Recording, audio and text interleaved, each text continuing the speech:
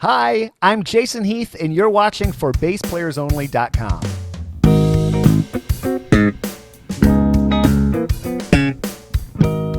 Hi, everyone. John Liebman here. You're watching ForBassPlayersOnly.com, where you can learn bass despite sore muscles, creaky bones, and getting older.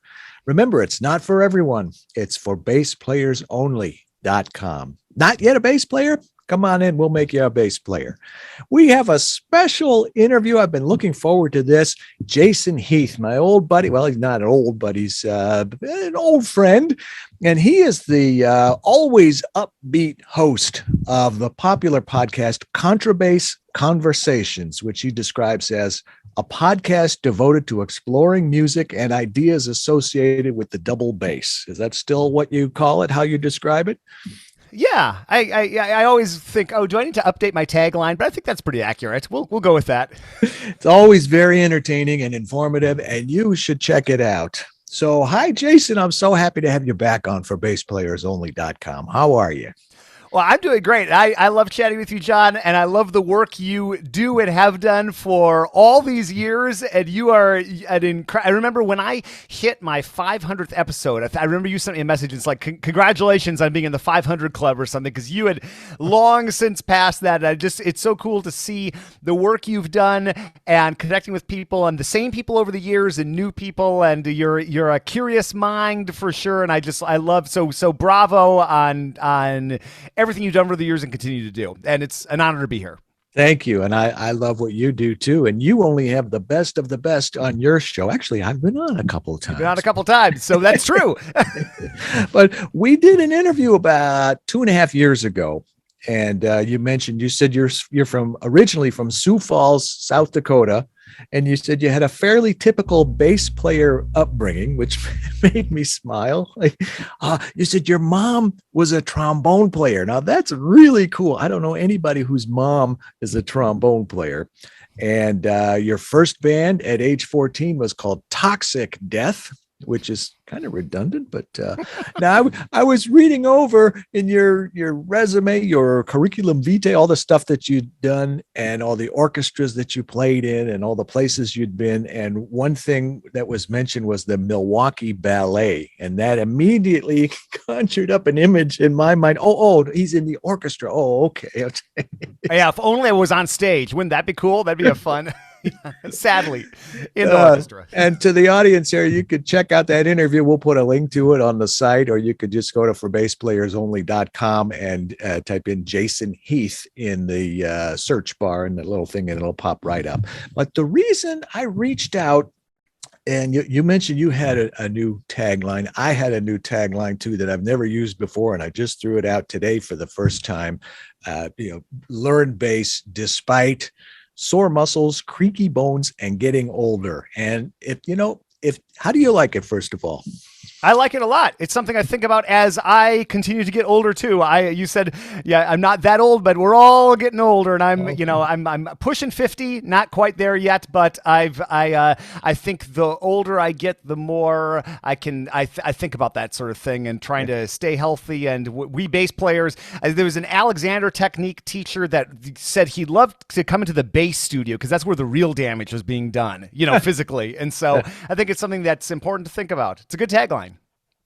Well, folks in the audience, if you like it or if you don't like it, put a comment under the video. Let me know what you think. You got to take some chances. I came up with it a little bit ago. I'm not going to deliberate and market test it and go crazy. You know what? Here it is. I throw it out. But the reason I reached out to you this time, you published a video just a couple weeks ago. You had 3 people. I think you were in Germany.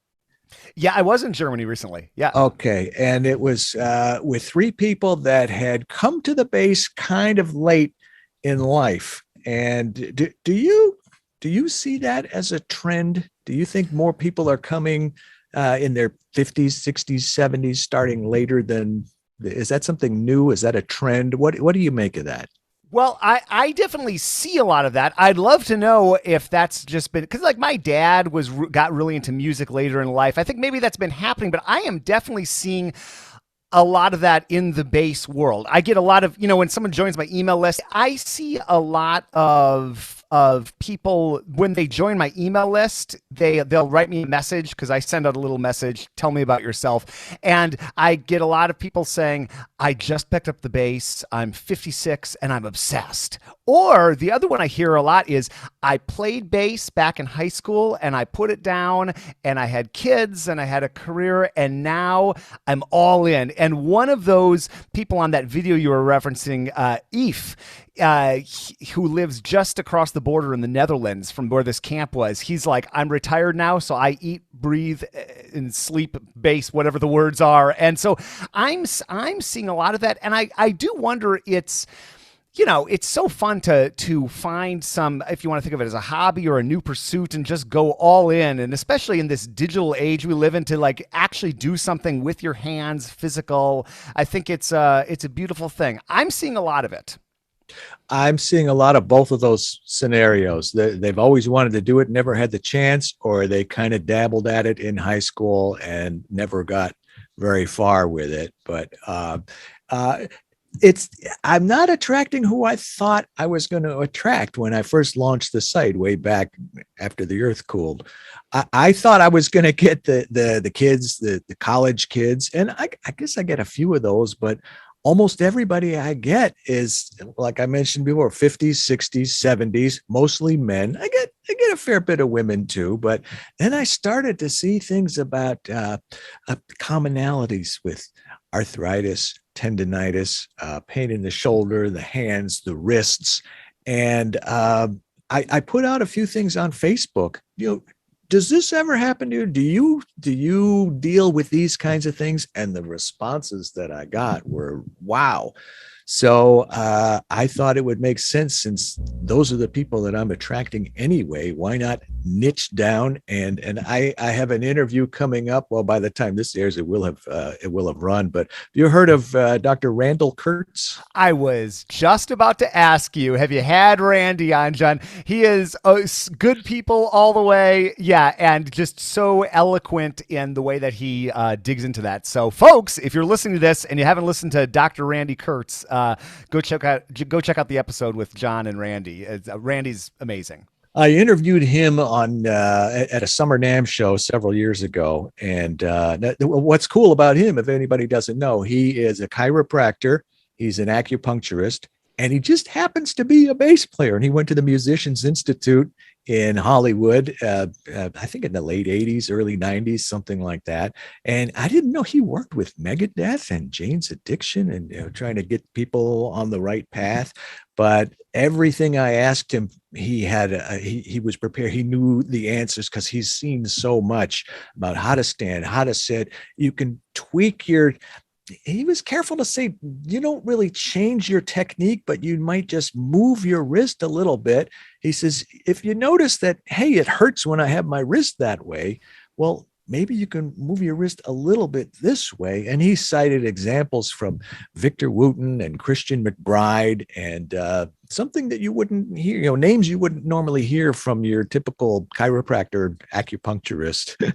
So yeah, I really enjoyed that.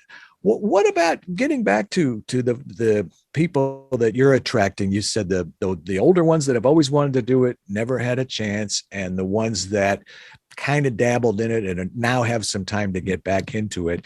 Your thing is mainly upright, but I know you must get some electric players too. What kind of music do most of these people want to play? They don't want to play Francois Rabaf Bowings and Gary Carr stuff, or do they want to play the Victor Wooten or Jocko, or what are you seeing? Well, yeah, the especially the folks that are predominantly upright or play upright. It's a lot of people. I just want to play some jazz gigs with some other people. I want to get feel good on the bandstand, expand my vocabulary a little bit. A lot of people just wanted to be well-rounded. So I see a lot of curiosity about the bow. Oh, I want to get better with the bow. Even if I don't plan on using it, it's great for intonation. And you ask any upright bass player from Christian McBride to Ron Carter to anybody, and the bow plays into their practice a lot. So I see that. And yeah, just getting around with ease, avoiding pain, avoiding. I see all sorts of different things.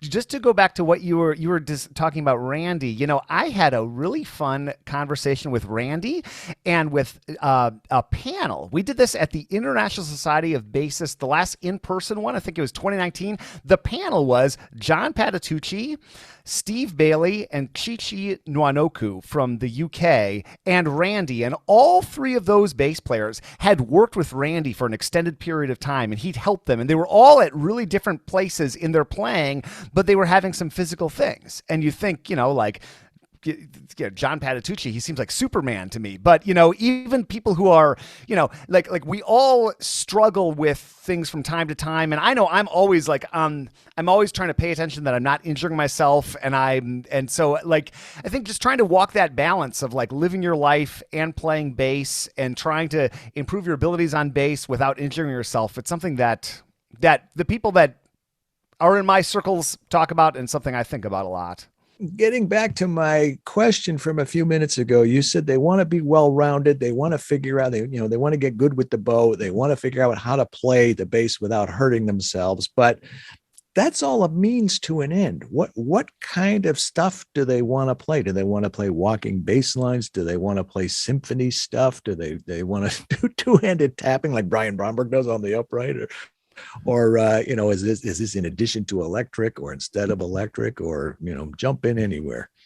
Yeah, I see it all. I mean, I've had a lot of people reach out to me, or folks I've worked with that have been students in the past. A lot of people that they get into the bass. Let's say they're in their 50s or 60s. They become obsessed, and they join a community orchestra, or they start up a jazz trio, or often both. And so a lot of the questions I get are, help, I have to play Mahler's Fifth Symphony. A lot of the time, the community orchestras, I think part of the fun of being in a group like that is tackling some monumental challenge. It's like the musical equivalent of climbing Mount Everest or something. So, I've been back in my 20s. I remember subbing in some of these groups, and I'm thinking Mahler 5, these people can't get out of first position and they're trying Mahler 5. So I have a lot of try to help people with coping strategies for music that's just beyond them, or look, in the performance that's coming up in 6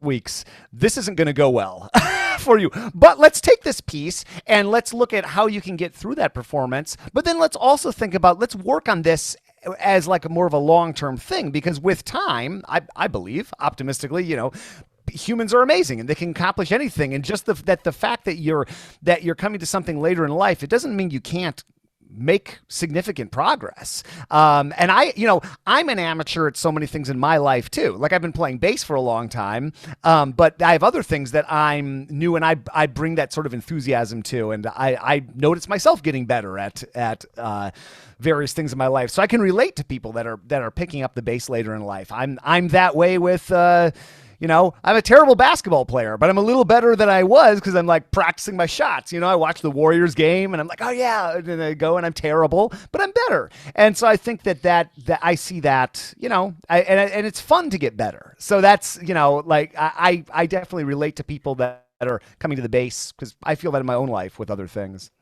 I'm a very strong sight reader, but put a subway map in front of me. That's why I never go anywhere without my wife. Talk to me a little more about what you said, something about a coping mechanism, a coping strategy. I think you touched on a little bit, but can you go a little deeper? Sure. If you're thrown into a musical situation that's way too challenging for you to accomplish, and that's something that I think I'm thinking about this in the symphonic world, where you get a bass part, the tempo is 160 beats per minute, and it's all 16th notes, and that's the way it's going to go. And so then I have many times, and I probably will some more in my life, go through and say, well, here's what you could you're not going to play this at that tempo. It's too fast it's probably too fast for me. But here's a way to achieve some success with it, whether that's let's just going to play the downbeats, or we're going to play this, or we're going to maybe play this down an octave depending on the part. So just trying to find a way that you have some sort of success with it, so you're not just standing there just like flagrantly faking for an entire symphony. Now ideally people are they're playing music that's like maybe a stretch and not totally crazy too hard for them. And I see that too, but especially with adult, I've just noticed this, a lot of adult amateurs, I'll call them, they'll join groups that are they just want to have the experience of playing something that they would hear at the Detroit Symphony or the San Francisco Symphony. They should probably be reading stuff that you'd be doing in ninth grade orchestra, but it's cool to try something super challenging too. So yeah, that's what I mean by coping strategy. It's like, let's just take, and this could be true for other styles of music, obviously too, but like, let's just try to find a way that you can feel successful at your level and contribute something, even if that's just quarter note downbeats in some sort of 16th note passage. And then advance as you can. So Yeah. you got to eat an elephant one bite at a time. Yeah. Then next year, maybe we'll do eighth notes and, or let's pick one passage and really go for it. If we've got 15 pages of a bass part, let's just pick this one line and really like take it and here's how I would prepare this line as a professional, and let's do that. And then there's probably not time to do that for the whole piece for this hypothetical person we're talking about, but I'm just trying to find a way to experience some kind of success and growth. Anything specific that you can say that you haven't already said for the people with arthritis and tendonitis and sore muscles, creaky bones, getting older? Because that's, as I said, that's not everybody. It's not like I have a bunch of wheelchairs that I'm, but the people that I'm attracting are facing some kind of physical challenges. I have a young student who had a broken wrist from rollerblading. I had somebody else that just had surgery the other day. I had somebody else that had a hip replacement. I think you know where I'm coming from. So any specific advice you have for people that are facing some kind of physical challenges like those? Yeah, I mean, just you want to develop the skill to know what is building capacity, like I go to the gym every day and I lift and I try to lift a little more than I did the last day, but I'm also reading my body. And if I'm trying to understand what is the equivalent of a sore muscle if you're lifting weights, for what's something that's going to strengthen over time and what's actual pain. So, I think what I would feel that would alarm me at the gym is also what I would watch out for bass playing. So if I have like stabbing pains on the top of my forearms, that is almost always bad. Or if I feel like, the carpal tunnel area, if I feel some sort of inflammation. And I'm lucky in that I haven't had those kind of things really happen that much to me, but I've talked to a lot of musicians that have. And the physical injury thing or dealing with performance injuries or whatever, it's such a tricky thing for musicians because we kind of don't like to talk about it. I've talked to a lot of symphonic players about this, and I'm sure all musicians struggle with this, but we kind of, in general, I find that musicians kind of try to hide those things and not really talk about them because they're seen as a weakness. And a lot of the times, the reason for some sort of physical ailment that you're experiencing can be kind of mysterious. It might not be, it's probably a combination of not enough sleep and stress and a little too much repetitive, and the solutions can be mysterious too. And I'm sure Randy could speak at length about this. I just had about 6 months, I've been subbing with the San Francisco Symphony a lot, since I moved here, but particularly the last year or so, and which is great, but I also find it a little bit stressful because it's, I want to do well. And I had a week where we were just a little more cramped on stage than normal. And I was just at a slight angle that I'm not used to. And my lower back started to get tired. And by the end of the week, it was like seized up. And I'm like, why did this happen? And I think it was just little things. It was being a little stressed. It was being a little bit of a different angle. It was feeling a little boxed in.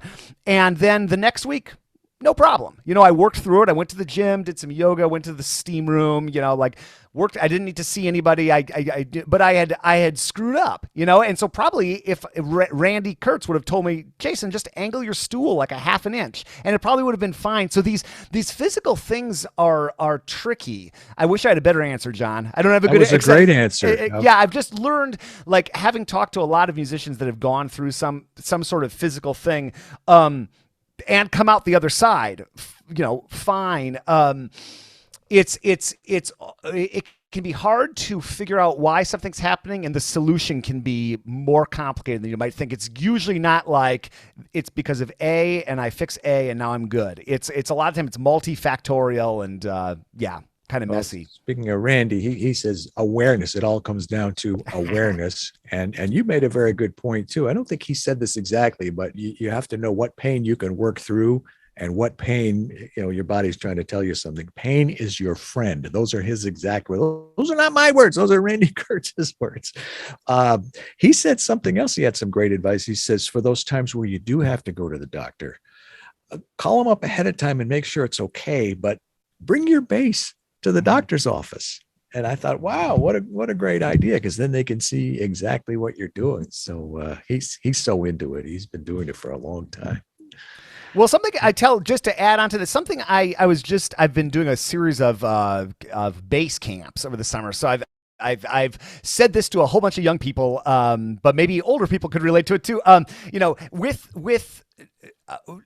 I think probably with double bass in particular, but really with any instrument, if you're doing something on the bass, if you just took the bass away and you looked at the stance you're in, if it's super weird and awkward, probably don't do that. So I try to play bass like I'm talking to you. My hands are kind of in front of my chest. My shoulder isn't way up or way down. I don't have one leg just randomly up in the air balancing the bass. And it's amazing how we could do these eccentric things to compensate for just the size of the instrument. And so just like whatever you're doing on the bass, if you could just remove the bass from the picture and just look at your body and what you're doing, if you could have that be as close as possible to just the way your body would normally be. There's a great bass teacher named Paul Ellison in Houston. Sure. Yeah. And so Paul's line that I've repeated a million times is, your hands should look like your hands. That's what he says. And I think that's great. And how often,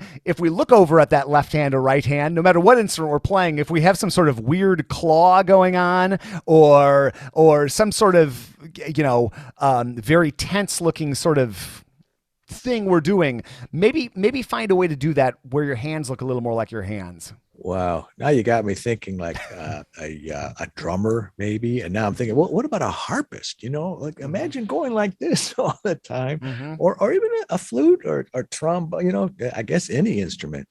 Piano, you're sitting, but are you sitting well? Are you sitting straight? Those are all great points. So air bass. There you go. What's keeping you busy these days, Jason? You're always going somewhere. You're always interviewing somebody. You're always going to, you went to Australia a couple of years ago. Yeah, I went to Australia in 2019. Well, I had been getting in this rhythm that I really liked, which is about one to two times a year going and doing a quote unquote bass journalism trip where I just go and I soak in somewhere new. I did this with New York City, and I realized, I should do this every single year. This is a total no-brainer. Go to New York for a week. Of course, then everything shut down, and I haven't done it since. But I was just in Germany, and these days I'm bringing my video camera and just like capturing what's going on, what I see, and really just my form of kind of indie bass journalism. That's been really fun. But yeah, what's keeping me busy? I kind of have, when I'm quote unquote working, I spend a lot of time doing my content creator stuff. So that's those bass journalism trips, the podcast, YouTube videos, my newsletter, all the Jason Heath Incorporated type of stuff. And then I have things in the business world that have sort of come as a result of content creator work and that sort of thing. So I work for Eastman Music Company. I was going to ask you. Yeah, and that's you mentioned that in the last interview, so I was going to bring that up. Yeah, and that's a salaried position. I'm one of the product managers, and I do artist relations. And one of the things I like about doing that is it gets me I spend so much of my time just thinking and speaking bass, and that job gets me out of my bass cave. And believe it or not, John, there are other, and I know, and I love bass players. I hang around with them all the time, but it's kind of nice every once in a while to look up and say like, oh, look, there are others that don't play this 4-string thing. So that, and for other reasons, I like that. And then the other thing is, which I didn't really anticipate, is I've been doing a lot more performing the last few years. And I've never really sought that out. I kind of thought that I would do less and less bass playing moving to San Francisco, but